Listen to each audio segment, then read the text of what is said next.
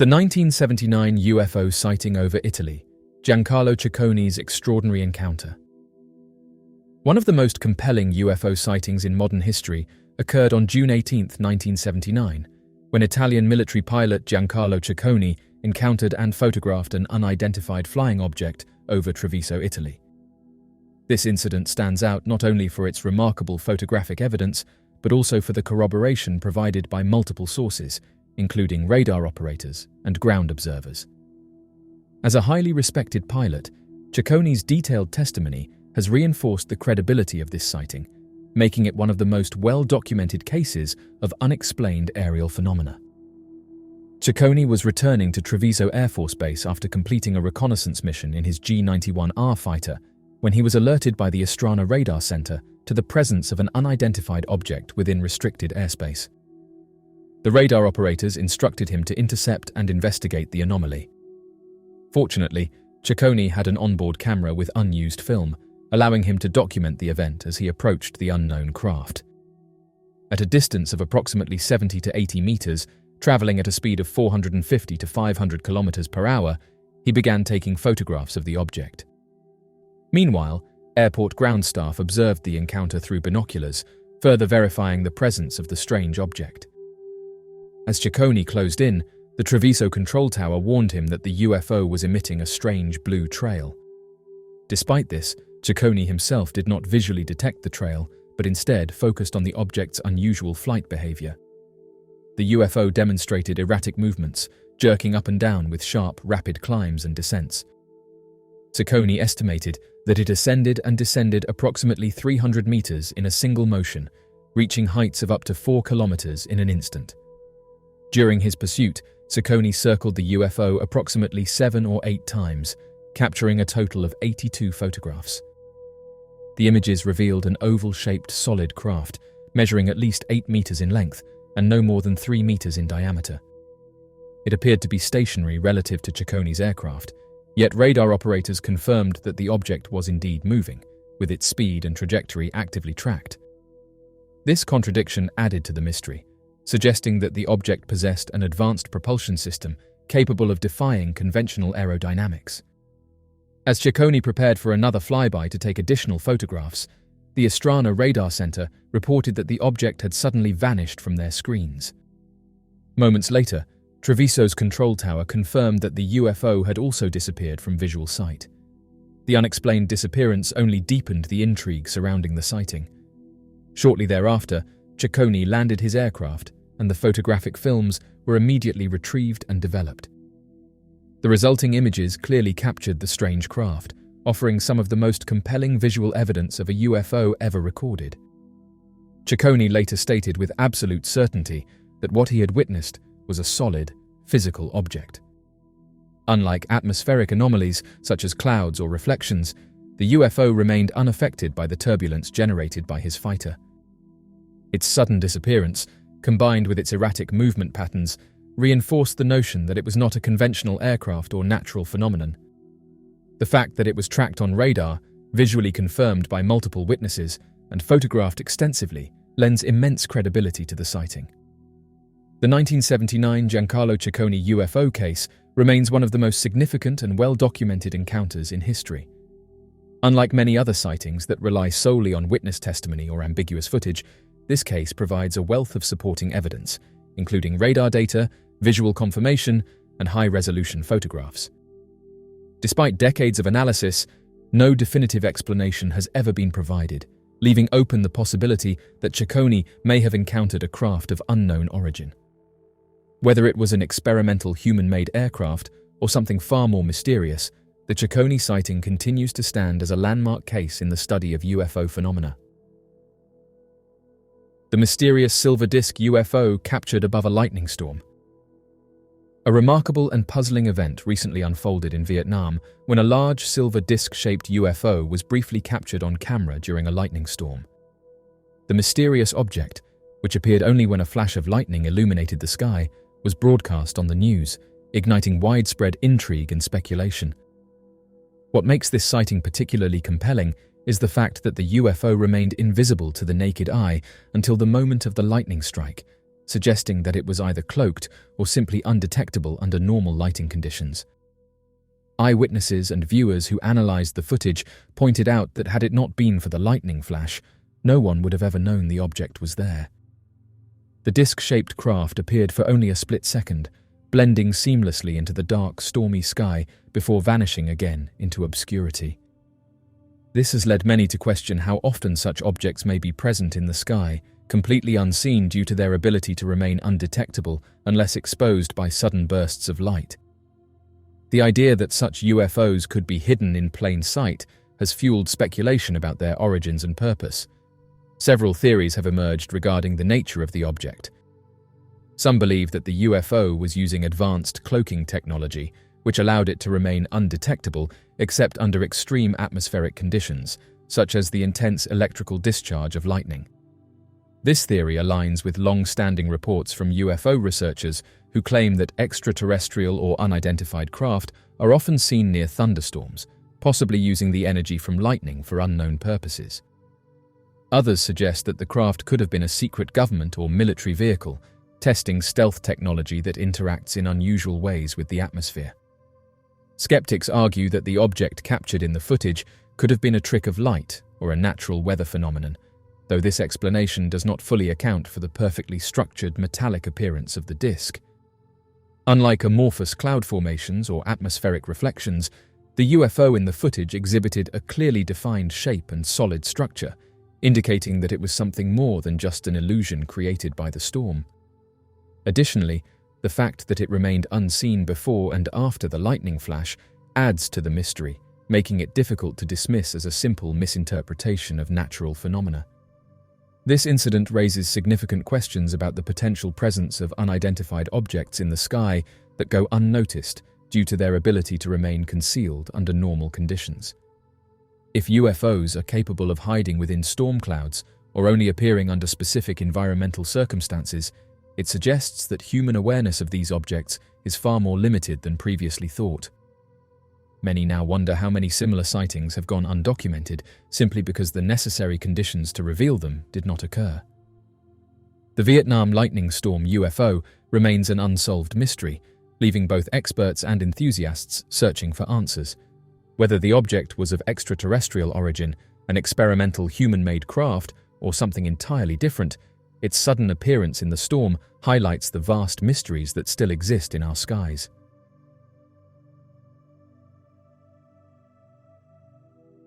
Michelle Reyes encounter. When a passenger on an aircraft witnessed what appeared to be a UFO soaring above New York, she accidentally photographed one of the most talked about UFO images in recent years. The images were shared to hundreds of groups that investigate UFOs, and it's been hailed as one of the clearest images of a cigar-shaped UFO. Michelle Reyes posted on Facebook that she saw a mysterious flying cylinder through the window of her commercial aircraft on March 25th while it was cruising above LaGuardia Airport. She told news outlets that the first thing she did was email the Federal Aviation Administration to let them know what she saw. Oddly enough, she said that she didn't hear back from them. She claimed that another passenger on the aircraft was astounded to see the mysterious object. After seeing the video, Thomas Wertman, the state director of the Mutual UFO Network in Ohio, stated that the dark object was relatively close to the jet and was moving at a height of about 2,500 feet. According to Wertman, the object's shape, height, and proximity to a busy commercial flight path seem to rule out the possibility that it is a news helicopter, drone, or military aircraft. He said that it's not legal for drones to fly at that altitude, and it shouldn't be this close to a major flight lane if it had to do with military defense or law enforcement. According to Wertman, who has spent years searching the skies for signs of unidentified objects, that could be a potential hazard. He found the object's peculiar spherical shape to be intriguing because it refutes the notion that it was a second plane captured on camera at an unexpected angle. He added that he doesn't see any features like wings or a tail, so it does not appear to be a commercial aircraft. When the video was taken, Reyes's plane was probably traveling at 230 miles per hour and was about 15 minutes away from LaGuardia Airport. Disc-shaped UFO photographed dropping mysterious orb. Wiltshire, England, is a region steeped in ancient history and mystery, home to the iconic Stonehenge and a hotbed of crop circle formations. Adding to its mysterious allure, a recent event has captivated the imaginations of locals and UFO enthusiasts worldwide. Witnesses reported seeing a disc-shaped UFO releasing a glowing orb above the picturesque countryside. On a clear summer evening in July, as the sun began to set over the rolling hills of Wiltshire, several residents in the town of Avebury reported seeing an unusual object in the sky. Among the witnesses was Sarah Johnson, a local schoolteacher. The object, described as a disc-shaped craft with a metallic sheen, was unlike any conventional aircraft. It moved silently and effortlessly through the sky, drawing the attention of other passers-by who stopped to observe the spectacle. As the UFO hovered, it began to release a smaller, glowing orb. The orb, emitting a brilliant white light, descended slowly before darting off at an incredible speed, leaving the witnesses in awe. Eyewitnesses provided detailed and consistent descriptions of the event, lending credibility to the sighting. Sarah Johnson recalled that it was unlike anything they had ever seen, adding that the disc was smooth and shiny, and the orb it released was glowing. Another witness, David Clark, a retired engineer, said that the craft was definitely not a plane or a helicopter. The way it hovered and the silence of its movement were not like any conventional aircraft he had seen. He added that when the orb shot out, it was as if it defied the laws of physics. These accounts were corroborated by multiple individuals, all describing a similar sequence of events. The consistency and detail in the reports suggest that the sighting was not a mere illusion or a product of mass hysteria, but a genuine, unexplained phenomenon. The Wiltshire encounter has significant implications for UFO research, contributing to the growing body of evidence that challenges our understanding of aerial phenomena. The disc-shaped UFO and the glowing orb exhibited advanced technological capabilities that surpass current human engineering. The silent, hovering, rapid acceleration, and precise movement of the objects suggest the use of propulsion systems and materials that are not yet known to science. The mysterious object above Baldwin. From his garden in the Melbourne suburb of Baldwin, a businessman captured this unusual object in the shape of a bell. The photograph was taken with a Polaroid camera a short while after 2 in the afternoon on April 2, 1966. The suburb of Baldwin in Melbourne, Australia, known for its peaceful residential neighbourhoods and vibrant community, has recently gained attention for an entirely different reason. Reports of unidentified flying objects seen hovering above Baldwin have sparked intrigue and speculation among residents and UFO enthusiasts alike. Over the last 60 years, hundreds of residents of Baldwin have reported seeing strange objects in the sky, often during the late evening or early morning hours. These sightings have been characterized by the presence of bright, hovering lights and unusual flight patterns that do not correspond to any known aircraft. One of the most compelling accounts comes from Jessica Nguyen, a local who observed a series of bright lights moving erratically across the sky. Another resident, Michael Thompson, reported seeing a disc-shaped object with pulsating lights. The reports of UFO sightings in Baldwin have prompted investigations from both local authorities and independent researchers. While some explanations have been proposed, none have definitively accounted for all the sightings. One of the most intriguing ideas that have been put forward is that the sightings represent genuine encounters with advanced spacecraft. Proponents of this theory point to the consistency and credibility of the eyewitness accounts, arguing that the observed objects exhibit characteristics beyond current human technology. While there is no concrete evidence to support this theory, it remains a possibility that cannot be entirely dismissed. This mysterious photograph has just been posted on social media, showing what appears to be a massive object hovering close to the moon. Oddly enough, this isn't the first time that mysterious objects have been seen close to the moon, and it's caused some users to suggest that this may be an unidentified object. Those who've studied the unknown have reported that the moon is a hotspot, and that every year thousands of mysterious objects can be seen close to it. Unidentified objects have sparked intrigue and controversy for decades. Although they are most commonly associated with sightings in Earth's atmosphere, numerous accounts over the years have reported unidentified objects in the proximity of Earth's natural satellite, the Moon. Reports of mysterious aircrafts near the Moon have been made by astronauts, astronomers, and casual observers alike. The Moon's relative proximity, combined with its lack of atmosphere, makes it a perfect backdrop for observing anomalies. Often, these observations are of unexpected objects moving across the lunar surface or near the lunar horizon. There are multiple reasons that could potentially explain these sightings. Firstly, it is essential to clarify that many sightings can be explained by natural or man-made phenomena. For example, satellites and space debris in Earth's orbit could easily be mistaken for unidentified objects when they pass between an observer and the Moon. Another explanation could be related to optical illusions or misinterpretations of natural lunar phenomena. The human brain is predisposed to identify patterns, even where none exist, a phenomenon known as pareidolia. This could lead to interpreting shadows or irregular lunar features as foreign objects. Lunar transient phenomena, temporary changes in the lunar surface's appearance due to outgassing or impacts, might also be misinterpreted as mysterious activity. Despite these potential explanations, some argue that a subset of lunar sightings cannot be easily dismissed. Astronauts of Apollo missions have reported seeing flashing lights and other unexplained phenomena during their lunar voyages. While some of these instances were likely attributable to cosmic rays hitting their retinas, others remain unexplained. Notably, though, none of the Apollo missions reported sightings that would unequivocally indicate the presence of advanced crafts. In the broader context, the attention given to sightings near the Moon reflects humanity's enduring fascination with the possibility of advanced life. It's a curiosity that drives not only the passionate debates over individual sightings, but also more substantial scientific endeavors, like the search for extraterrestrial intelligence. As we continue to explore our universe, the question of extraterrestrial life remains one of the most compelling unsolved mysteries of our time. As of right now, while most mysterious objects seen close to the lunar surface can be attributed to man-made or natural phenomena, some instances remain unexplained, contributing to ongoing discussions about advanced life.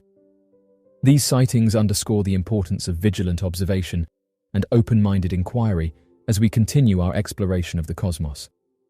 Whether these unexplained instances are evidence of extraterrestrial civilizations, however, remains to be proven. As of now, the extraordinary claim of extraterrestrial presence in our cosmic neighborhood still requires extraordinary evidence. The quest for understanding the unknown has always propelled humanity's foray into space. Astronauts, as the frontiersmen of this cosmic voyage, have occasionally reported encounters with unidentified objects, spurring fascination and debate. Astronauts from various space missions have reported encountering objects or phenomena that they could not readily identify. Perhaps the most famous of these is the account of the Apollo 11 mission. Buzz Aldrin, the lunar module pilot, reported seeing a light that seemed to be following their spacecraft en route to the Moon. However, after careful analysis, it was concluded that what they were likely seeing was sunlight reflecting off an adapter panel jettisoned earlier in the mission. Similarly, during the STS-48 mission of the Space Shuttle Discovery, video footage captured several objects moving in unusual paths. While some enthusiasts interpret this as evidence of advanced activity, NASA scientists maintain that the objects were small ice particles disturbed by the shuttle's thrusters. Astronaut Gordon Cooper also reported a sighting during his Mercury mission in 1963. He claimed to have seen a greenish object approach his capsule, which was also picked up by the tracking station in Australia. However, no conclusive evidence has emerged to identify the object. Furthermore, space agencies like NASA conduct rigorous follow-up investigations to identify any unexplained phenomena. Often, these investigations provide plausible explanations, although in some cases, like Cooper's sightings, the phenomena remain unexplained. In a broader context, these astronaut accounts emphasize the importance of open inquiry and the need for rigorous, evidence-based investigation in our exploration of space. Every unknown object or phenomenon represents a potential opportunity for new discoveries, whether about our own technology, the nature of space, or possibly even advanced life. The International Space Station, an orbiting laboratory for international collaborative research, has become an unexpected focal point in discussions surrounding unidentified objects. Reports of sightings around the International Space Station have abounded since the station's inception, fueled by both astronaut accounts and public access to live feed cameras on the International Space Station. The sightings range from unexpected light phenomena to objects appearing to move in intelligent ways. It's speculated that if these mysterious objects are indeed evidence of advanced life, their interest could stem from a desire to understand our level of technological development, much like how we would be intrigued by alien technology. The International Space Station represents a significant achievement in human technology and international cooperation, making it an intriguing subject for observation from an outsider's perspective. It's where we conduct research in various disciplines, including biology, physics, and astronomy. Advanced civilizations might be interested in monitoring our progress, particularly as the International Space Station represents our most advanced foothold in space to date. Software artifacts or glitches in the live feed can also create the illusion of unexplained phenomena. For instance, abrupt cuts in the live feed, often claimed to be deliberate attempts by NASA to hide evidence of these aircrafts, are usually due to loss of signal or transitions between different cameras. That said, some sightings in the vicinity of the International Space Station do remain unexplained and are cause for scientific curiosity. Elon Musk's first human colony on Mars would have to survive on a vegan diet. It could not be anything more like a movie. Elon Musk recently announced that future Martians will survive by growing their own food in solar-powered hydroponic glass dome farms. As a result, meat will not be on the menu, and these first people on Mars will have to survive on a completely vegan diet. Musk does say, at least for the moment, that it will likely only be the first 100 people on Mars who are limited to fully vegan cuisine, owing simply to the extremely high levels of power which will be required to run and maintain the self-sustaining farms, combined with the obviously limited resources. For example, a study written by John Strickland from the National Space Society outlined the fact that you would halve the number of people domes could sustain if they also required meat and fish compared to a vegan diet. Similarly, it is also thought that if people did stick to a plant-only diet, a 0.3 square mile farm with 4 levels to it could feed a colony of approximately 5,000. However, Musk does not foresee glass domes being the story of life on Mars forever, and rather suggests them to be a form of temporary habitats for the first cohort of people to help develop more permanent infrastructure on the red planet. With Starship, the Mars rocket, looking highly likely to be ready for its first test orbit sometime this year, the possibility of life on Mars is becoming increasingly real.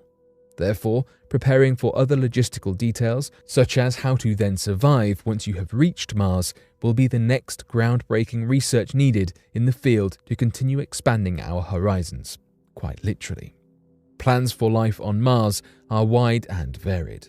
China, United States, and the United Arab Emirates all have plans to succeed at cracking human travel to Mars by 2040, and the UAE has gone so far as to plan future civilization on the red planet.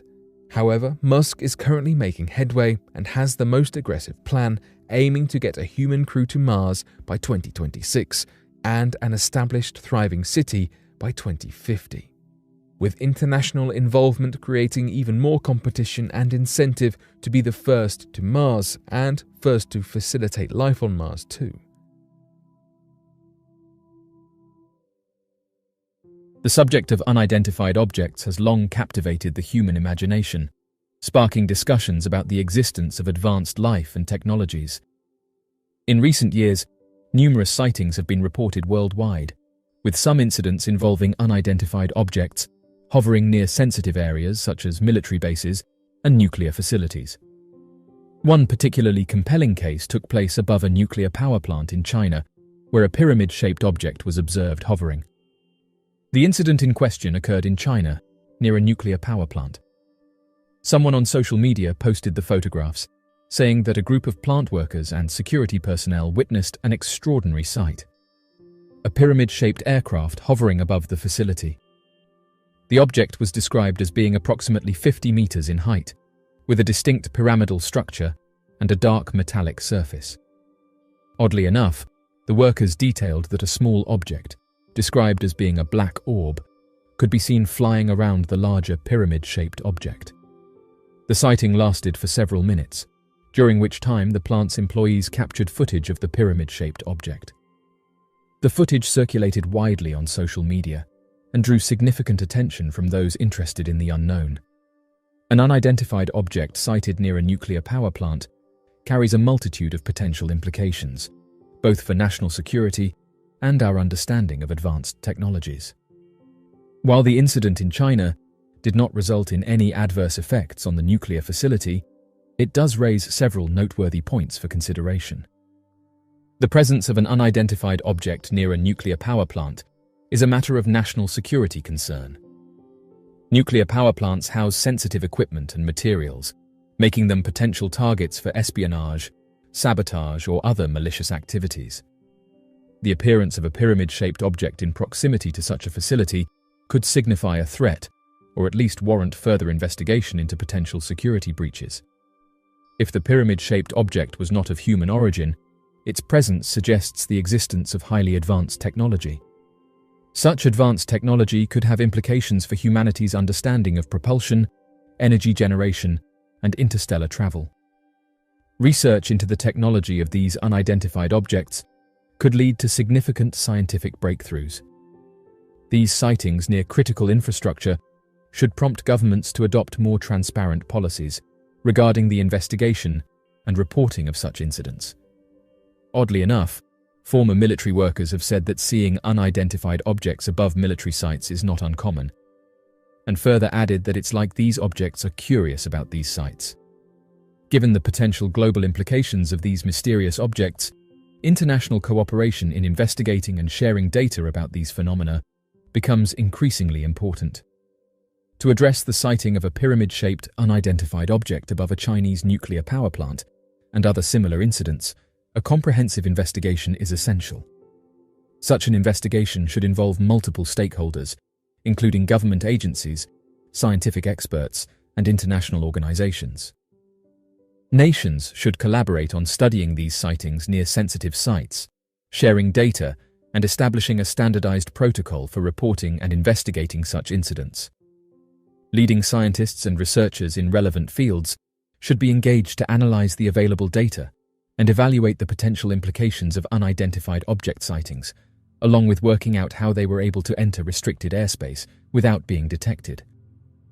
Advanced methodologies should be employed to study these phenomena. Governments should commit to greater transparency and disclosure regarding these sightings, particularly those occurring near critical infrastructure. This includes releasing unclassified information, declassifying relevant documents, and making data accessible to the public.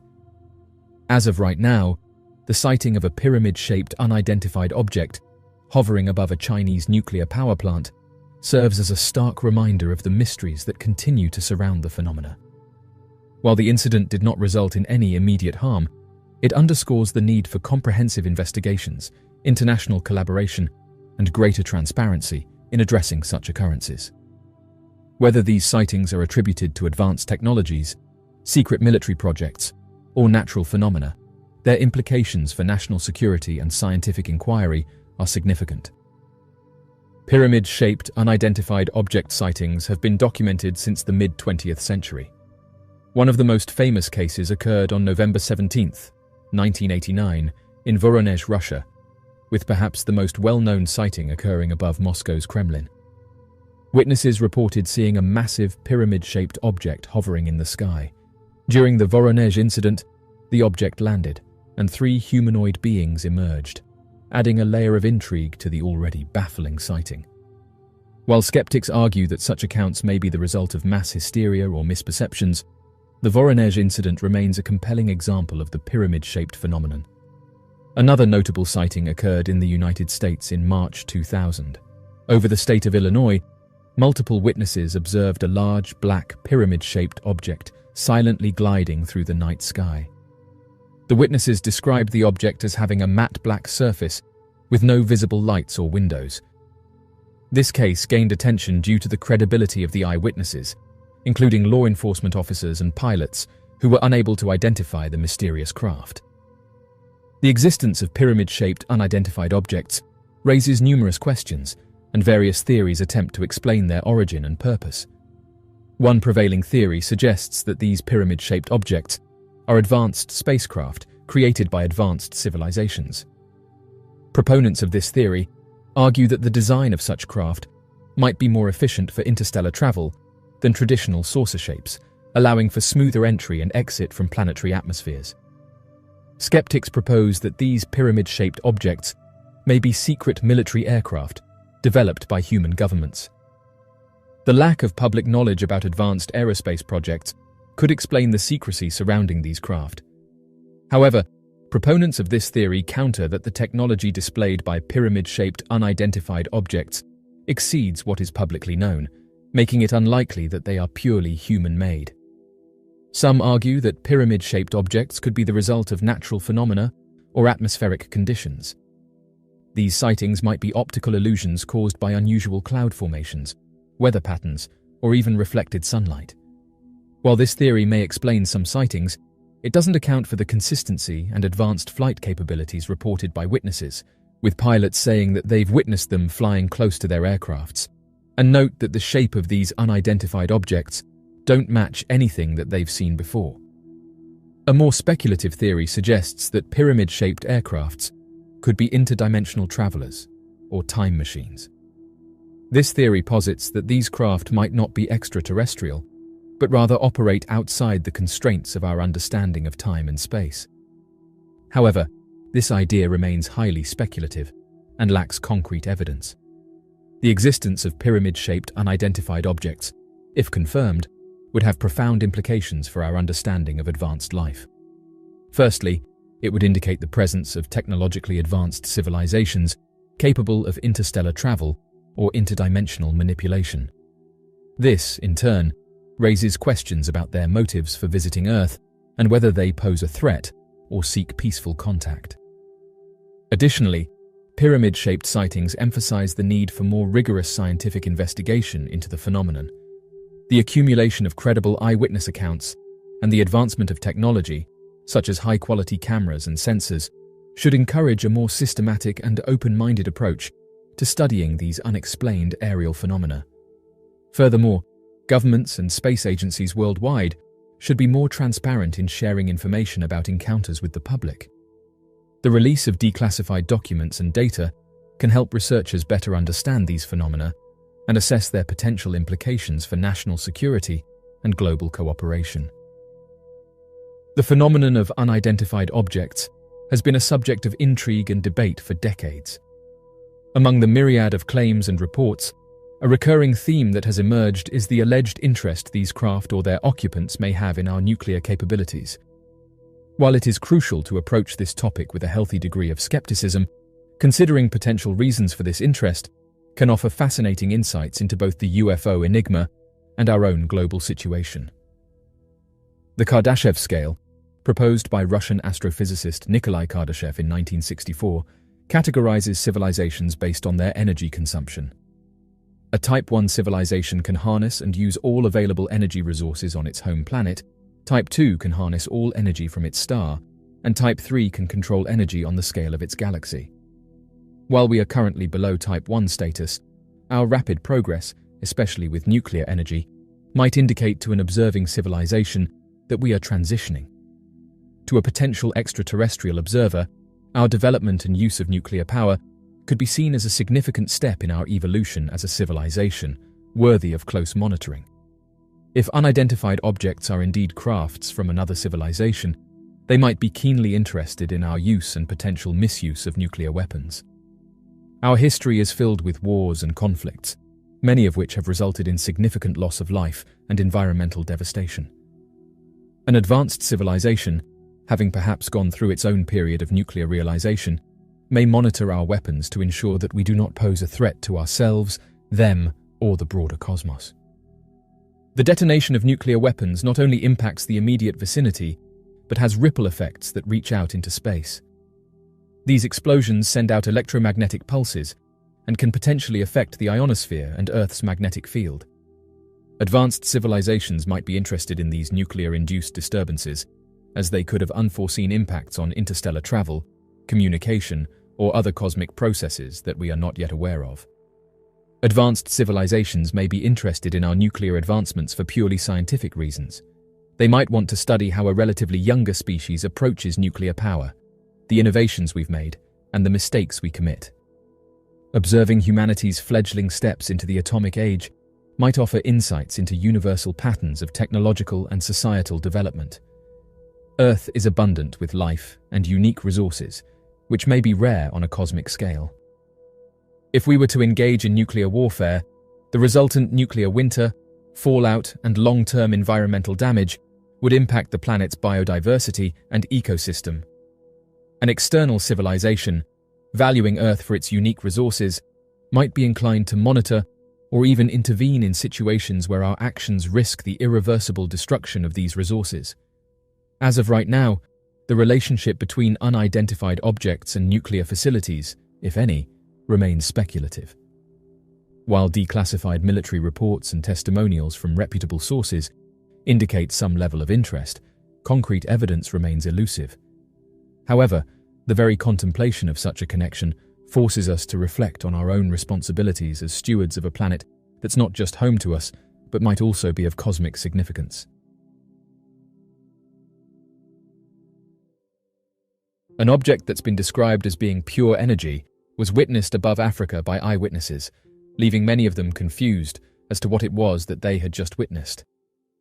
According to reports, a local noticed the strange object hovering above a nearby mountain and quickly grabbed their camera in order to record it. When the footage was uploaded online, many pointed out that it looked like this object was made of energy, as it kept changing its shape. Most unidentified objects don't look like this, but in recent years more and more sightings have been reported. Energy or orb aircrafts, also known as light orbs or plasma orbs, are a specific type of unidentified object that have captivated the interest and intrigue of enthusiasts and researchers alike. These plasma objects are characterized by their luminous and often pulsating appearance, resembling spheres or globes of light. Sightings of energy or orb objects have been reported worldwide, sparking a wide range of theories and speculation about their nature and origin. One of the distinguishing features of energy or orb objects is their unique behavior and movement patterns. Unlike traditional aircraft or natural phenomena, these orbs are often observed darting or maneuvering in ways that defy conventional aerodynamics. They can change direction abruptly, accelerate at extraordinary speeds, and exhibit sudden stops or hovering capabilities. This fluid and seemingly intelligent movement has led many to question whether these orbs are piloted by advanced beings or are a manifestation of some unknown natural phenomenon. Those who witnessed this craft in Africa said that it didn't act like a typical aircraft and stated that it was changing shape right in front of them. Oddly enough, it was also reported that the object didn't make any noise, with locals saying that they only saw it because of how bright it was. Reports of energy or orb sightings date back many years, with documented accounts from various cultures and historical periods. These sightings often occur in clusters or swarms, with multiple orbs being observed simultaneously. Witnesses describe the orbs as emitting a soft, radiant light, sometimes with vibrant colors or even translucent qualities. The size of these orbs can vary, ranging from small, basketball-sized objects to larger, more luminous entities. Theories regarding the origin and purpose of energy or orb objects are plentiful, but lack definitive evidence. Some believe that these orbs are manifestations of advanced beings or intelligences that exist outside our known physical reality. Others speculate that they are highly advanced surveillance drones or probes sent by advanced civilizations to study Earth and its inhabitants. Another theory proposes that these orbs are a natural phenomenon, possibly related to plasma discharges, atmospheric electricity, or even ball lightning. In recent years, advancements in technology have allowed for more sophisticated observations and analyses of energy or orb objects. High-resolution cameras and thermal imaging systems have captured intriguing footage, offering greater insight into their behavior and characteristics. However, despite the growing body of evidence, the true nature and origin of these orbs remain shrouded in mystery.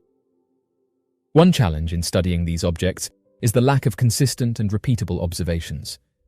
Due to their elusive and unpredictable nature, it is difficult to capture them under controlled conditions or conduct systematic scientific investigations. Additionally, skeptics argue that many reported sightings can be attributed to misidentifications of conventional objects such as drones, balloons, or atmospheric phenomena. Nevertheless, the ongoing fascination with energy or orb objects continues to drive research and exploration.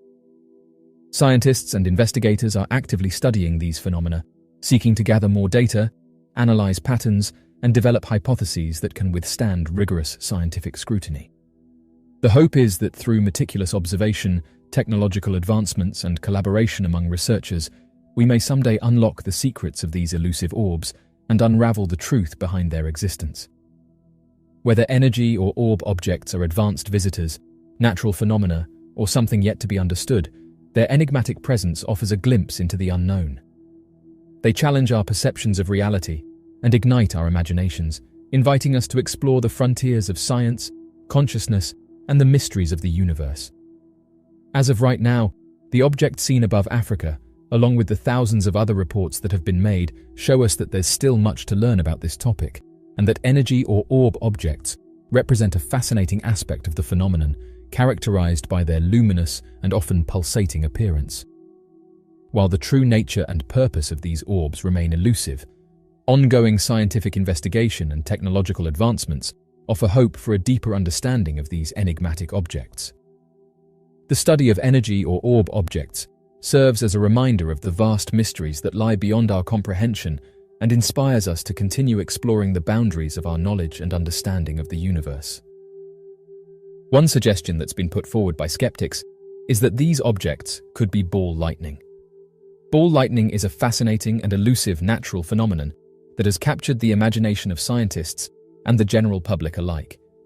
It is a rare and mysterious occurrence characterized by the appearance of luminous, spherical objects that float or move erratically through the air. Despite centuries of anecdotal reports, ball lightning remains a subject of scientific inquiry, with many aspects of its nature and formation still not fully understood. One of the defining features of ball lightning is its appearance as a glowing sphere, typically ranging in size from a golf ball to a basketball. It often emits a vibrant light, sometimes accompanied by crackling or buzzing sounds. Witnesses describe its colors as ranging from white or yellow to orange or red, and some have even reported observing more unusual hues like blue or green. Ball lightning typically occurs during or immediately after thunderstorms, often appearing in close proximity to lightning strikes. It may manifest either outdoors or indoors, with sightings reported in a variety of locations, including open fields, homes, and even aircraft. The duration of ball lightning can vary widely, with some observations lasting only a few seconds, while others persist for several minutes. Numerous theories have been proposed to explain the formation of ball lightning, but none have been definitively proven. One hypothesis suggests that it arises from the ionization of air molecules during a lightning strike, leading to the creation of a plasma-like structure that sustains itself for a short period. Another theory suggests that it is the result of electromagnetic interactions or the combustion of certain gases in the atmosphere. However, many of these sightings happen when there's been no thunderstorm, which leaves believers to say that ball lightning doesn't explain the majority of these sightings. A user on Reddit just posted an interesting story detailing that from the late 2000s to mid-2010, they worked as a molecular biologist for a national security contractor in a program to study exobiospheric organisms. They posted the following on Reddit, but oddly enough, after only a few hours, their messages were deleted and their account was taken down. They said the following: "From the late 2000s to mid-2010, I worked as a molecular biologist for a national security contractor in a program to study exobiospheric organisms. The aim of the program was to elucidate the genome and proteome basis of these organisms. Although the study of OBCs has been going on for decades in other programs, the new high-throughput DNA sequencing technologies of the late 90s unblocked stagnant research in this area. Since then, several breakthroughs have led to significant advances in our understanding of the genome and proteome of these beings. What we've learned so far has enabled us to outline some disconcerting perspectives about our place in this universe. Briefly, we've discovered that the exobiospheric organism's genome is a chimera of genomes from our biosphere and from an unknown one. They are artificial, ephemeral, and disposable organisms created for a purpose that still partially eludes us. I'll be substantiating my statements after a brief introduction. The reason for disclosing these secrets is quite simple. I believe that every human being has the right to know the truth, and that to progress, humanity needs to divest itself of certain institutions and organizations that will probably not survive these revelations in the long term. I'm aware that I'll have very little impact in this regard, but I still believe that small leaks are necessary to break the dam of misinformation on this subject. When the governments will eventually reveal these secrets, there will undoubtedly be a societal upheaval, but in my opinion, the longer we wait, the worse it will be. I choose to divulge what I know anonymously out of selfishness for the well-being of myself and my family. I'm aware that this diminishes the reach and credibility of my message, but it's the furthest I am willing to go. I chose this forum because it offers a good compromise between anonymity and popularity. In order to protect my anonymity, I will be purposely vague or even contradictory about any information that could identify me. I'll even introduce red herrings in this respect. I want to make it clear that any information related to the subject of the research will not be treated in this way.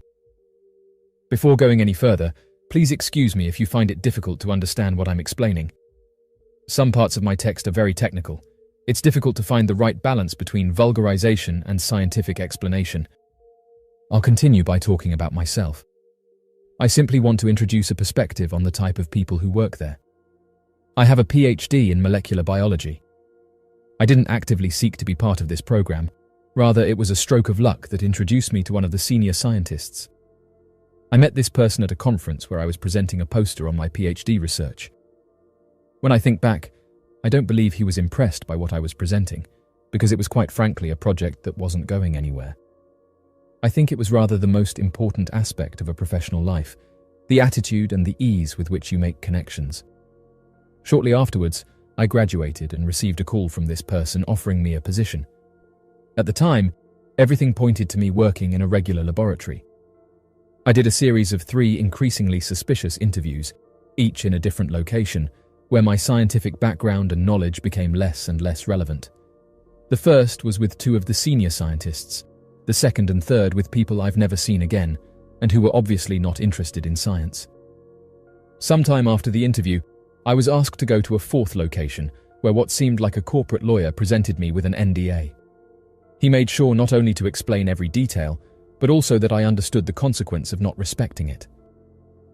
The first employment weeks were by far the most memorable, although I spent most of that time in an archive room.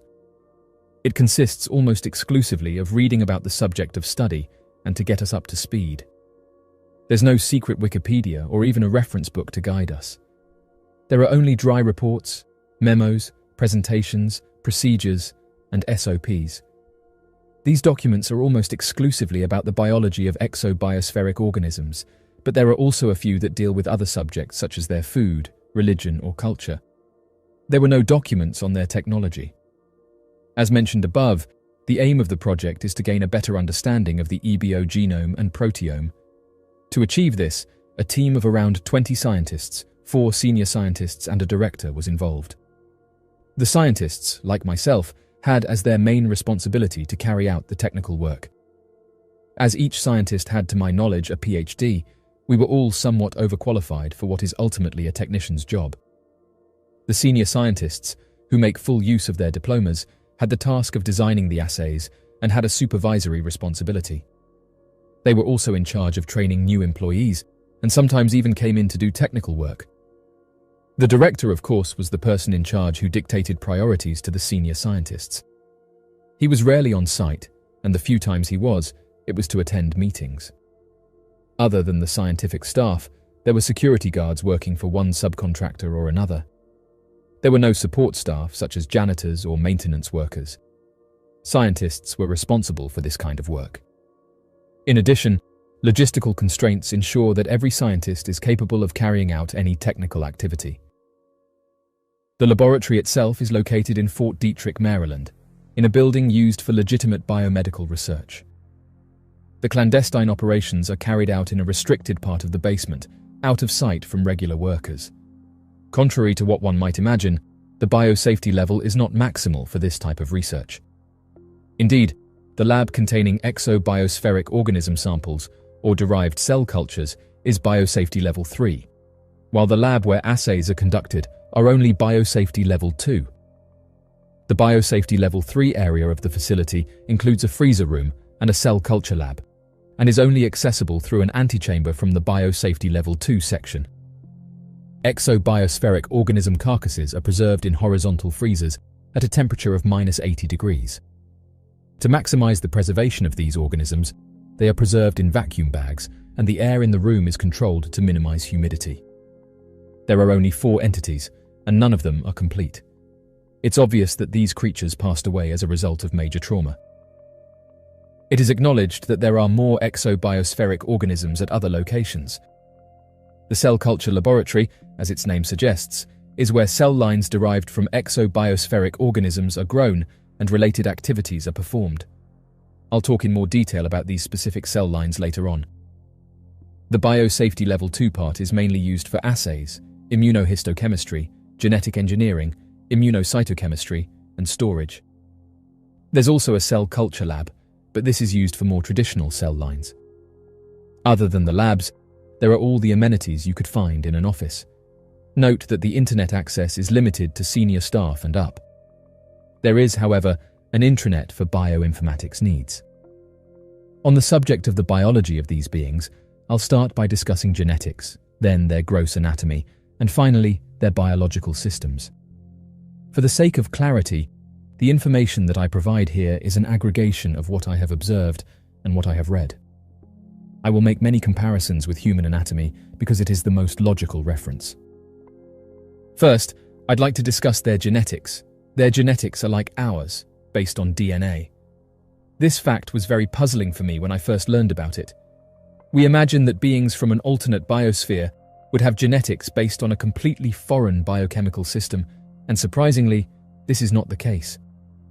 Several conclusions can be drawn from this surprising revelation. The one that immediately comes to mind is that our biosphere and theirs share a common ancestry. They're eukaryotes, which means their cells have nuclei containing genetic material, which suggests that their biosphere would have been separated from ours sometime after the appearance of this type of organism. The term exobiospheric organism is actually a misnomer, but as it's a historical term, it's still used. Their genetics are not only based on the same genetic system, but they're also even compatible with our own cellular machinery. This means that you can take a human gene and insert it into an exobiospheric organism cell, and that gene will be translated into protein. And this, of course, works in reverse with a human gene inserted into an exobiospheric organism cell. There are important differences in post-translational modifications that will make the final protein non-functional, but I'll discuss these later. Their genome consists of 16 circular chromosomes. You're probably familiar with the concept of intergenic region, or junk DNA. These are basically DNA sequences that don't code for proteins. These are evolutionary residues, transposons, inactivated genes, and so on. To give you an idea, in humans, intergenic regions represent approximately 99% of our genome. I'm aware that these sequences aren't completely useless. They can be used as histone anchors, as buffers to protect coding DNA from radiation, or even as alternative open reading frames, but that's rather peripheral.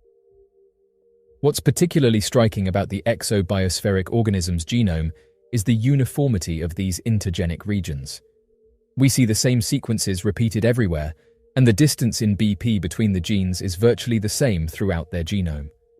The result is a minimalist, highly condensed genome. In fact, it's much smaller than ours. Moreover, the quantity of protein-coding genes is even significantly lower than ours, probably due to genetic refinement, but also to biological processes that are absent in exobiospheric organisms. The uniformity of these sequences is a major indication of the artificiality of these beings. There is no complex organism on Earth that has such elegance in its sequences.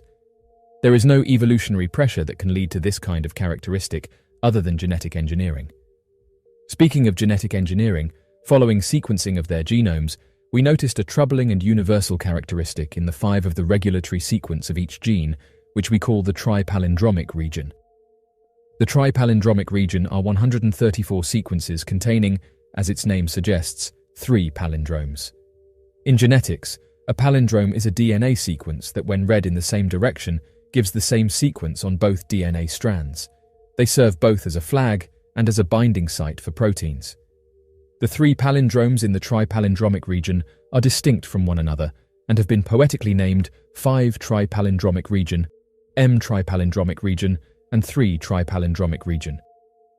The chromosomal address is composed of 4 BP and is identical in each tripalindromic region of the same chromosome, but distinct between each of the 16 chromosomes of the genome. The gene address is a 64 BP sequence that is unique for each gene in the whole genome. It's therefore understandable that the tripalindromic region serves as a unique address, not only for numerically identifying a gene, but also for identifying its chromosomal location. For those with only a basic knowledge of genetics, this is completely unheard of. No living thing in our biosphere has this kind of precise address in its genome. Once again, the presence of tripalindromic region cannot be explained by evolutionary pressure, but only by genetic engineering on a genomic scale. Tripalindromic region opens the door to several possibilities. One of them suggests that exobiospheric organism geneticists can insert or remove a gene from a cell in a way that is far more targeted and efficient than our technology allows. No proteins have been identified in the exobiospheric organism genome that interacts with the tripalindromic region. Rather, we believe that these proteins are exclusively targeted by external genetic engineering tools, probably used at the zygotic stage of embryonic development. The nature of these tools is unclear, but we definitely don't have anything like them. The probable absence of these proteins from the genome is a further indication of their artificiality. Given the high probability of artificiality of their genome and the apparent ease of modifying it with biomolecular tools, it's not out of the question that there could be polymorphism between individuals depending on their role and function. In other words, an individual could be genetically designed to have characteristics that give it an advantage in performing a given task, like soldier ants and worker ants in an anthill. Note that these previous statements are speculation. To my knowledge, only one individual genome has been sequenced. I can't make a definitive statement on genetic variation between individuals. I've talked a lot about intergenic regions. Now I'll briefly discuss intragenic sequences. Briefly, because there's not a lot less to say despite its obvious importance. Much like ours, their genes have silencers, enhancers, promoters, 5 UTRs, exons, introns, and 3 UTRs. There are many genes analogous to ours, which is not surprising given the compatibility of our cellular machinery. What's disturbing is that some genes correspond directly, nucleotide by nucleotide, with known human genes or even some animal genes. For these genes, there doesn't seem to be any artificial refinement, but rather a crude copying and pasting. Why they do it is nebulous and still subject to conjecture. There are also many genes which are not found in our biosphere, whose role has not been identified. Finding the purpose of these novel genes is one of the aims of the program. I'd like to note before going any further that this heterogeneity of genes of known and unknown origin is an undeniable proof of the artificiality of exobiospheric organisms. To conclude with genetics, the mitochondrial genome, at the time I was working there, had not yet been sequenced. It's safe to assume that this genome would also be streamlined and possibly has some version of tripalindromic region. Transcription and translation and protein expression. I briefly introduced the differences in post-translational modifications between human and exobiospheric organism. This is hardly a surprise, as we often see the same thing between different terrestrial species. Obtaining a viable protein from a DNA sequence is a complex process involving hundreds of protein intermediates, each with a precise and essential role. A minor variation in this assembly line can lead to functional irregularities in the final product. So, it's no surprise that there are setbacks along the way when the first exobiospheric organism gene transfection attempts failed to produce the desired functional protein in human cell lines. Fortunately for us, the work of what I imagine to be another team at another site has led to the development of an exobiospheric organism cell line named EPIG-11, derived from epithelial tissues. With this tool in our hands, we were able to transfect and overexpress proteins of interest in order to eventually purify and study them. For your information, we use a biological ballistics delivery system for our transfection needs because other methods are not very effective with cells of this line. For example, the viral vectors tested cannot be internalized by EPIG-11, and lipofection is too lethal. EPIG-11, like most eukaryotic cell lines, enters a phase of exponential growth when exposed to fetal bovine serum. It's only half surprising that a cell line from such an exotic source should be sensitive to the growth factors present in FBS. In my opinion, this can be explained by the addition of animal genes to the genome, such as growth receptors. Gross anatomy. They are morphologically very similar to the grey aliens that are part of modern folklore. Their height is about 150 centimeters. They have 2 arms, 2 legs, and a head. Still, there are some notable differences. The grey skin that is often described in folklore is in fact a biosynthetic film which, likely, serves to protect the exobiospheric organism from a hostile environment. It doesn't provide effective protection against temperature changes, but it does offer adequate protection against the passage of liquids. It's possible that this film confers other advantages, but my knowledge on the subject is limited. Under the grey film, the epidermis is rather white, and the texture is very regular and without any hair. We do not see any defect other than the folds near the joints. It's described as greasy in one report, but that's not something I've observed. The same report states that a strong, lingering smell of burnt hair and ammonia is present when the film is removed. There are a lot of pores on the skin, crossing from the epidermis to a gland in the hypodermis. These glands and pores are the terminal part of the excretory sudoriferous system, which could explain the previously mentioned smell.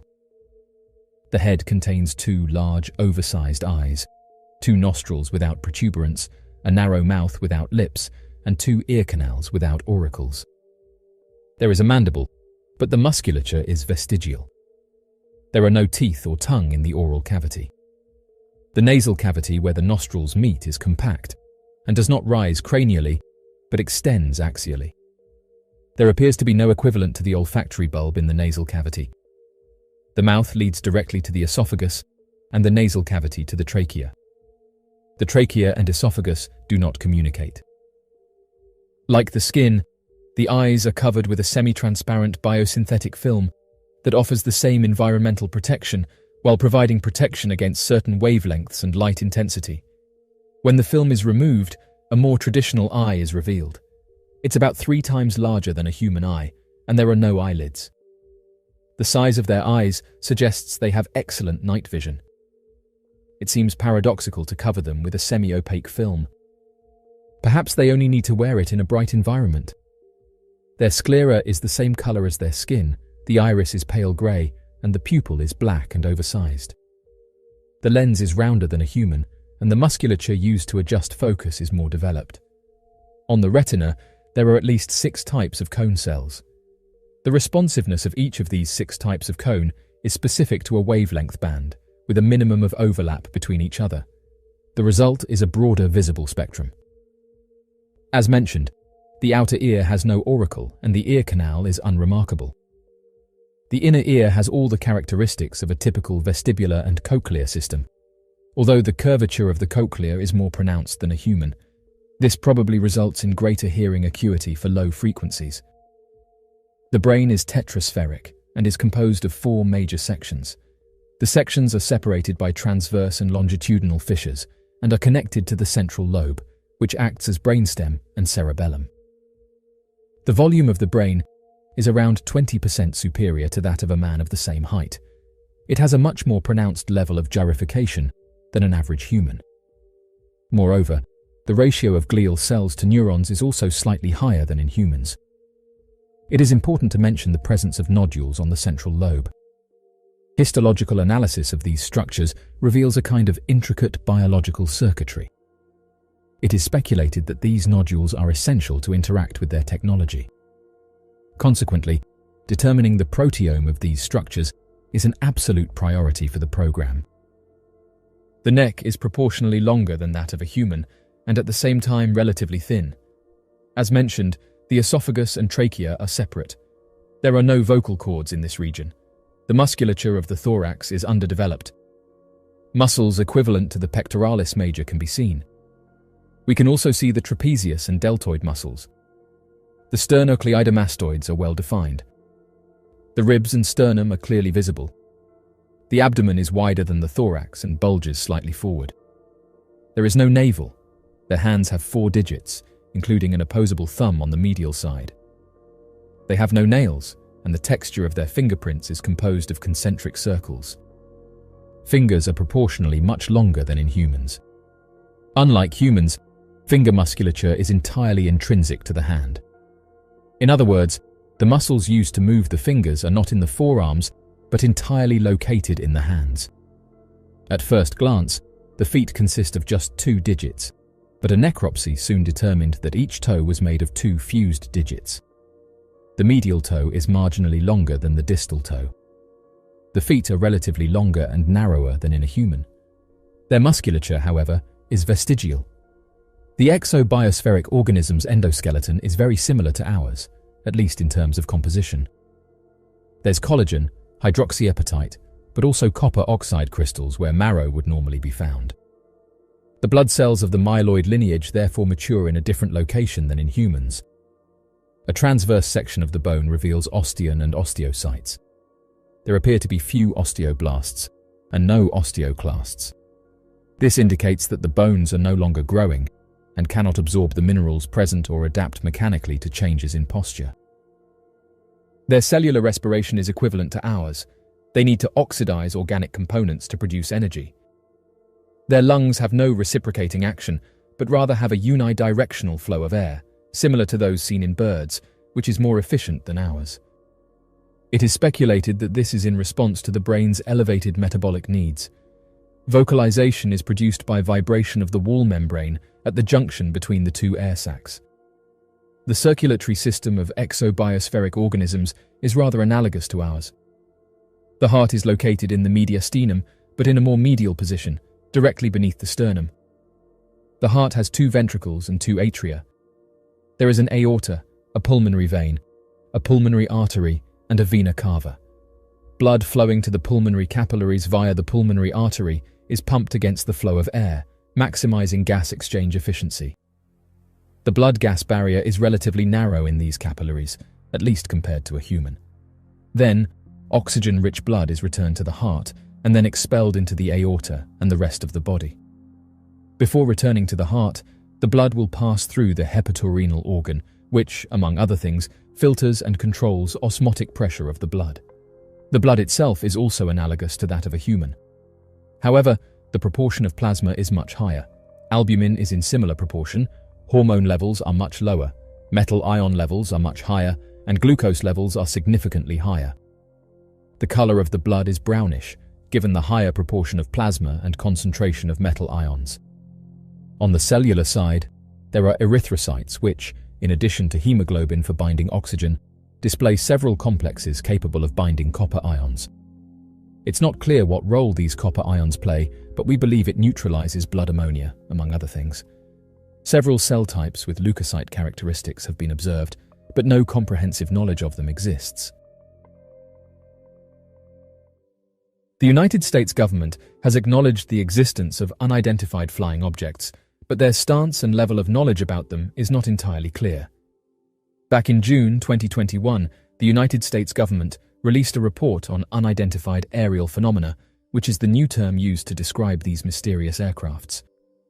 The report, issued by the Office of the Director of National Intelligence, stated that there were 144 reports of unidentified aerial phenomena from 2004 to 2021, with only one of them having an identifiable explanation. As of right now, though, officials haven't released any more information on this topic, leading amateur researchers to suggest that they're not giving away all of the answers and that they're holding on to substantial evidence which could prove once and for all what these objects are.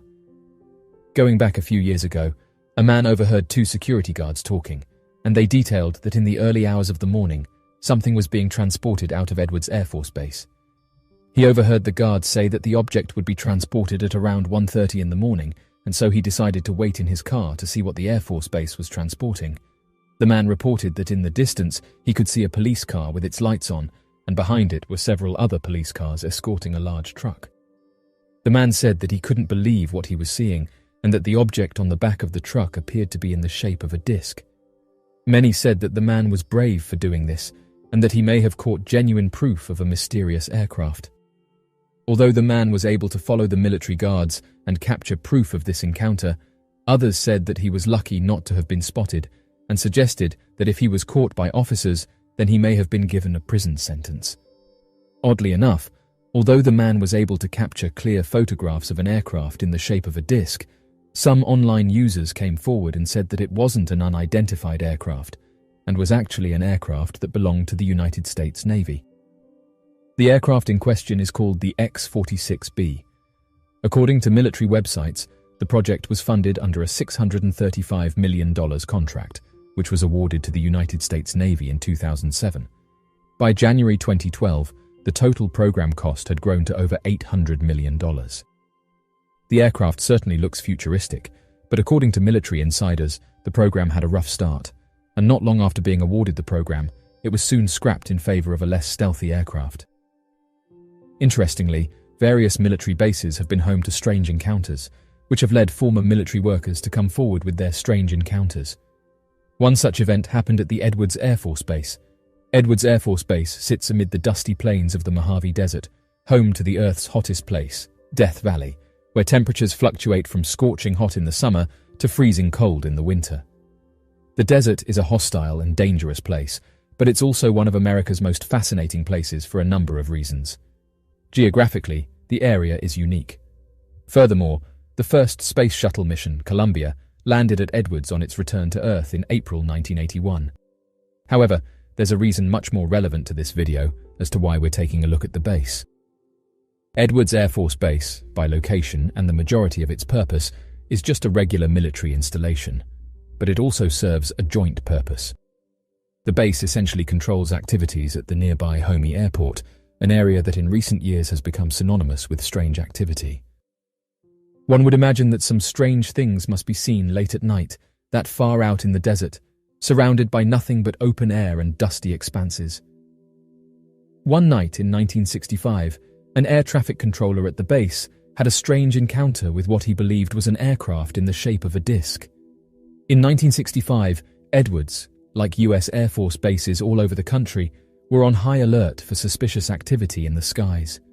Tension with the Soviet Union was mounting, and the most shocking thing that radar controllers in the Nevada desert could have seen back then would have been a Russian aircraft.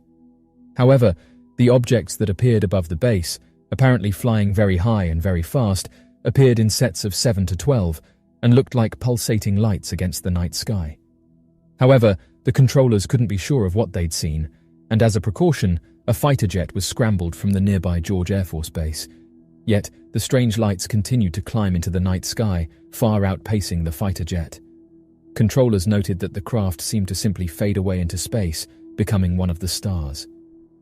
The thing about the Edwards incident is that the eyewitness reports were credible, so the crew at the base most definitely did see something that night.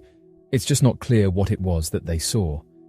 We don't know what sort of threat or how bad a threat these mysterious aircrafts posed, but when the evidence was released only about 15 years ago, people realized that the government had gone to great lengths at the time to cover up these sorts of incidents. These mysterious aircrafts have been a thing of immense fascination across the world for thousands of years, but Americans were amongst the first to take a continued interest in the phenomena. And when multiple soldiers, those who we trust with keeping us safe, are left confused and ultimately convinced by their own sightings, you can't help but think that there might be something else out there. These are just a few examples of what military officials have encountered, and there's definitely no shortage of these types of stories. It's interesting when we hear about these types of sightings that have been witnessed by everyday people, but when military officials come forward and share their stories, they seem more credible. This is because these are the people that work around these areas on a daily basis, so they are used to seeing military equipment on a daily basis. No matter what your thoughts surrounding these incidents, one thing that can't be ignored is that there are only two possible conclusions to make when it comes to repeated UFO sightings: either a truth within the story or false. The United Kingdom is no stranger to these mysterious aircrafts, and since the early 1980s, there have been various mass sightings of strange aircrafts that don't match vehicles such as planes or helicopters. Described as one of the strangest aerial sightings ever made, bordering on the theory of being a possible religious experience, is that of the well-recorded incident referred to by researchers as the Devon Flying Cross sighting. While officers Roger Willey and Clifford Walcott were making their way back to the police station, driving from Holsworthy to Hatherley at around 4 a.m, they were diverted from their investigation when they spotted a series of floating lights in the sky that seemed to group together and take on the shape of a cross. According to the two officers, the sighting took place on the 24th of October back in 1967 and have yet to find an adequate explanation for what they encountered. The now retired officers recounted the following statement surrounding the incident. "We were making our way back between Holsworthy and Hatherley when we saw this unusual bright light in the sky. We both registered that we'd seen something. It was something we couldn't logically account for. It was something that I hadn't seen before, I haven't seen since, and something that nobody can explain exactly what it was." The two officers described the craft as a bright object in the shape of a cross, hovering slightly above the height of the tree line roughly 40 meters from where their car was parked. Unsure of what action would be most appropriate to take, the two officers began to pursue the lights, which began to pulsate for about 15 minutes while flying away from their car, still following the path of the road at about the speed of 80 miles per hour. It was at this point that the officers got a clear look at the lights, only to notice that something was off about their appearance.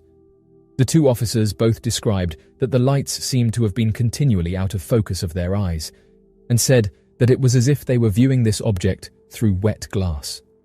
Roger provided a later statement describing the lights as they followed them for this 15-minute period.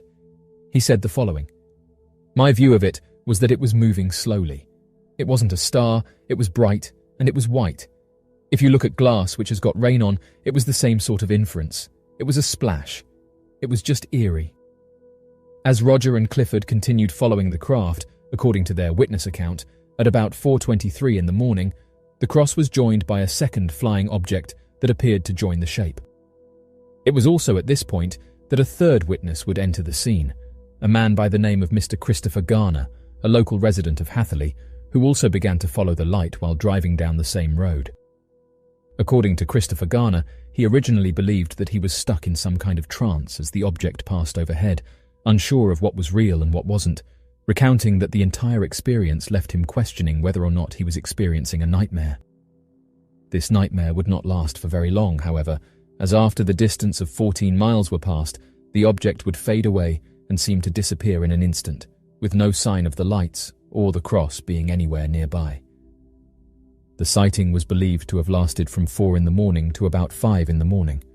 Unfortunately for the men involved, this would not mark the end of this strange and otherworldly incident.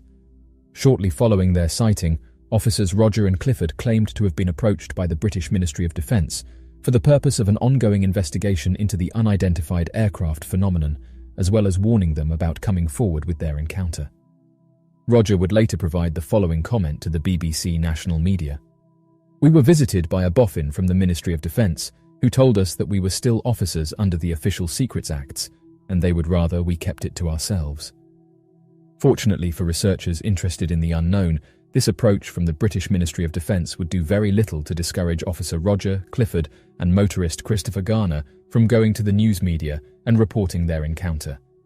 When reports investigated the claims surrounding the strange intimidation tactic taken by the British Ministry of Defence, they would provide the explanation that they were doing their own research into the claims made by the three men and found them to be entirely baseless, providing the additional explanation that the sighting was nothing more than a misidentification of Venus in the sky.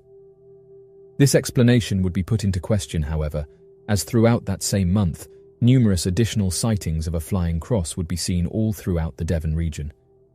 Additionally, during the late 2000s, slowly released documents from the British National Archives would tell a different story, when unclassified documents would be uncovered surrounding the Devon flying cross encounter, believing the sighting to have been a genuine mysterious aircraft, directly contradicting the public statement made by the Ministry of Defence during 1967 surrounding the incident. NASA's chief Bill Nelson has said that NASA continues its search for life in the universe. NASA has been at the forefront of space exploration, sending humans into space and launching probes to the edges of our solar system. Each year we learn new things about the universe that we live in, helping us to better understand what could be out there. Interestingly, Bill Nelson has been vocal about mysterious aircrafts and has shown a continued interest in their capabilities and where they're coming from. One of the most recent announcements to come from them was that national security agencies are well aware of these objects, but noted that as each new report comes in, new questions are raised, and the majority of the time these questions never get answered. These national security agencies have admitted that many of these aircrafts seem to have the ability to perform maneuvers that are highly advanced. According to one study that was released by top intelligence officials, they reported that in total, over 500 unidentified aircrafts had been observed in protected airspace or near sensitive facilities. The report was submitted to United States officials, and those in Congress and also the Director of National Intelligence have said that further studies are needed and that we need to better understand what these aircrafts are. One of the positives that comes from these reports is there's been a reduced stigma. For years, anyone showing interest in this topic would usually be dismissed, but because high-up military officials, soldiers, pilots, and former intelligence members have come forward with their testimonies, the topic has since been taken more seriously, and now even NASA is getting involved in these studies, saying that they are working with military officials to help aid where they can. Due to the amount of sightings that are reported every year, along with the hundreds of thousands of declassified documents that have been submitted by government officials, it's led some to say that perhaps this whole time, intelligent life has been right under our noses. Mysterious aircrafts have long been a hot topic, with some believing that the crafts are genuine, while others have said that they can be easily explained as everyday things like planes and military aircrafts. Ideas for what these are range from advanced crafts sent from other worlds, advanced probes that may be looking out for other life forms, or even that these things are forms of higher intelligence, and that as of right now we can't understand their workings. Bill Nelson, who is NASA's newest administrator, has said that he wants to get to the bottom of what these things are, saying that NASA will actively research this topic in order to help give a definitive answer for what they are. He openly said that the reports by military officials have caught the interest of scientists worldwide, and that their goal is to try and further research this topic in order to better understand what eyewitnesses have been seeing. These comments have divided people. NASA has never been open to the idea of mysterious aircrafts, actively going out of its way to shoot down any ideas that these crafts are genuine, which has frustrated those who have looked into the phenomena. But some have said that this could be a good chance for the company to be more open-minded about this topic, with many saying that it's clear that something is going on, noting that military pilots have been encountering these aircrafts for years now, and that it's only been in the last few years that people are starting to open up to the idea of these aircrafts being genuine. Recent reports showed us that out of hundreds of sightings of mysterious aircrafts that were reported by pilots, only one of these could be explained. It's due to this that people are hoping that NASA can shine a light on what these things are, and that it may usher us into a new era where we become more open-minded. Those who are heavily invested in the topic have said that it's good that a high-up NASA official has acknowledged these aircrafts, and hope that we can get an answer in the near future for what these things are. Bill Nelson said the following about the sightings made by United States Navy pilots. "I have received the classified version as well. I've seen the report. It said basically what we thought, and that's that we don't know the answer for what those Navy pilots saw, and those Navy pilots knew that they saw something. They tracked it, locked their radar onto it, and they followed it. It would suddenly move from one location to another, and what the report does tell us is that there's been over 140 of these sightings. So naturally, what I ask our scientists to do is to see if there's any kind of explanation from a scientific point of view, and as of right now, I'm waiting for their report." He was then asked about his feelings about what he thought they were, and if he could explain them. He said the following: "I talked to the Navy pilots when we were briefed in the Senate Armed Services Committee, and my feeling is that there is clearly something there. It may not necessarily be an extraterrestrial, but if it's a technology that some of our adversaries have, then we better be concerned. When it comes to the universe, it's so large that we have a program in NASA called the Search for Extraterrestrial Intelligence, But thus far, we don't have any receipt of communication from something that would be intelligent. The next question the reporter asked Bill Nelson was, "Do you think this report is just going to create more anxiety and theories around this topic? People want an explanation, and people want to know what these things are." He responded with the following: "Ever since the Navy pilot video came out, people are hungry to know, and they want to know what's out there in the cosmos. Are we alone? Personally, I don't think that we are. The universe is so big, it's 13.5 billion years ago when the universe started. But people are hungry for this kind of information, and we're going to keep on searching." Many people found these comments interesting, as NASA hasn't really been vocal about the topic of mysterious crafts, and when they have been asked questions, they usually just shut them down immediately. But people gave praise to Bill Nelson as it came across that he has a much more open mind. One of the things that people picked up on was the fact that he said the United States is very advanced and that he doesn't think that other countries have this type of technology. The question then put forward is, who owns these things? If the biggest powerhouse on the planet has admitted that it isn't them, and even officials are saying that they don't have this type of technology, then who do they belong to? One of the issues with this is that there's many different theories floating around at the moment, and people have found it strange how these officials are suddenly changing their tune. After all, governments and space agencies have never been vocal about these mysterious crafts, but all of a sudden they are claiming that they don't know what these objects are. There's some who speculated that it's got to the point that they have to be honest, while others have said that they may have a motive of their own, with some noting that whenever this topic gets brought up, it's shortly followed by the military asking for a much bigger budget. NASA is still prioritizing their missions, which look for signs of life.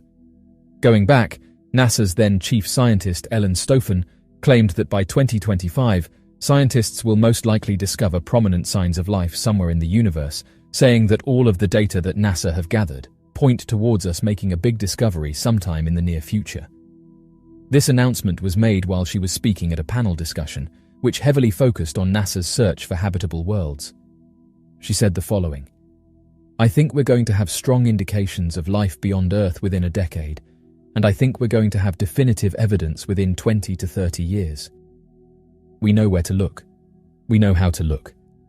In most cases, we have the technology, and we're on a path to implementing it, and so I think we're definitely on the road."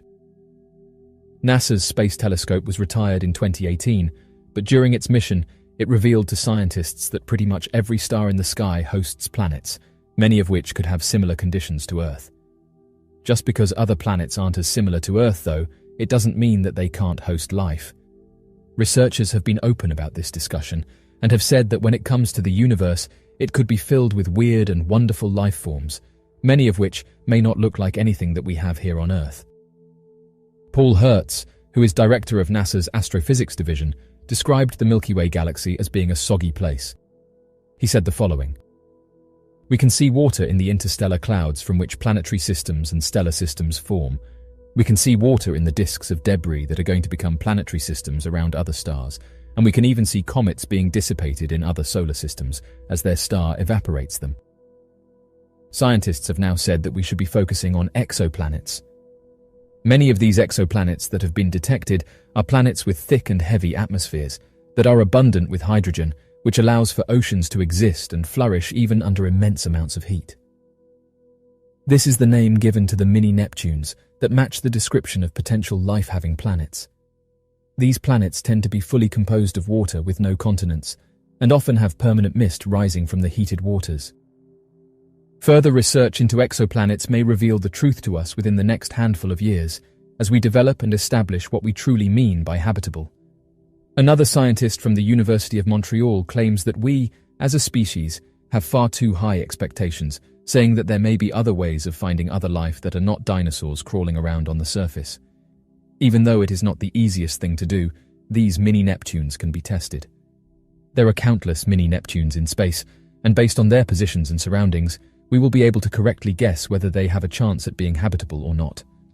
According to scientists, even if only 5% of the mini-Neptune match the requirements, it would still give scientists an incredible number of planets to investigate. Dr. Niku Madasun from Cambridge's Institute of Astronomy said the following: "This result greatly expands our chances of finding life.